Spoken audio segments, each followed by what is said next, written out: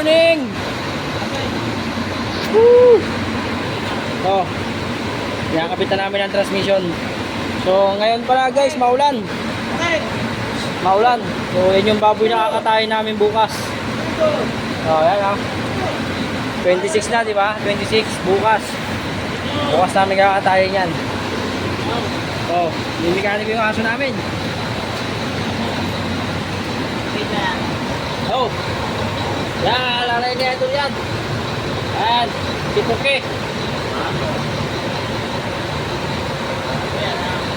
So yun guys, ito kasing truck na to, ang problema niya kasi ayaw niyang tumakbo.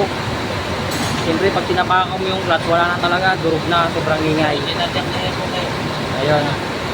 So kaya inatulan na namin ang baba ng transmission. So ang transmission dito every 3 months to 4 months lang binababa na namin. Oh. May mekaniko siya. Okay guys. Sobrang lakas ang ulan.